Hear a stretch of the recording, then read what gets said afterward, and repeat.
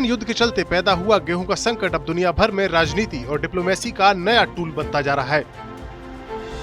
रूस के बाद दुनिया में दूसरे नंबर पर गेहूं पैदा करने वाला देश भारत 13 मई को ही गेहूं के एक्सपोर्ट पर बैन लगाकर गेहूं की इस राजनीति में अपने बड़ा प्लेयर होने का संकेत दे चुका है।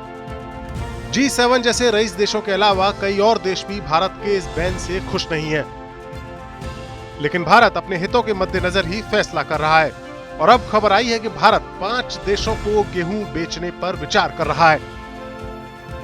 खास बात यह है कि जिन 5 देशों ने भारत से गेहूं खरीदने की गुजारिश की है वो पांचों ही मुस्लिम देश हैं और इससे पहले रूस या यूक्रेन से ही गेहूं खरीदा करते थे।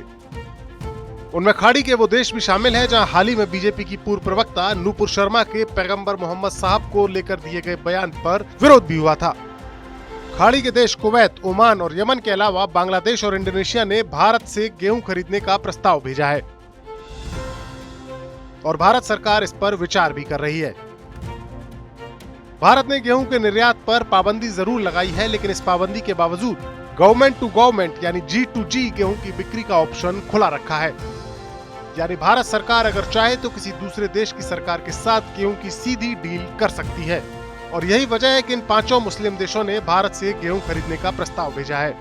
दरअसल युद्ध के चलते गेहूं के भाव इस वक्त आसमान पर हैं और इंटरनेशनल मार्केट में गेहूं की कीमत 56% तक बढ़ गई है, जबकि भारतीय गेहूं की कीमत काफी कम है, जिसके चलते ये देश भारत से गेहूं खरीदना चाहते हैं।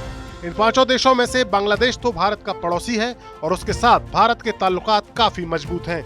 वहीं इंडोनेशिया के साथ भारत सरकार पाम ऑयल के बदले गेहूं की डील कर सकती है।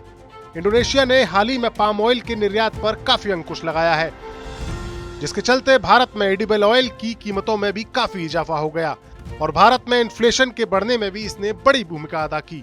ऐसे में इंडोनेशिया के साथ गेहूं की डील भी मुमकिन नजर आ रही है। वही खाड़ी के तीनों देशों के साथ भी भारत इंटरनेशनल समीकरणों के मद्देनजर ही गेहूं की डील कर सकता है।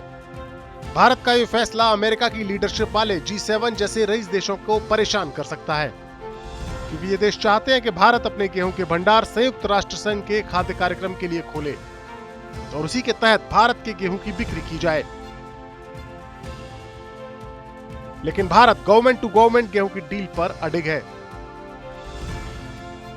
और इसी के तहत इन 5 मुस्लिम देशों ने भारत से गेहूं बेचने की गुजारिश की है।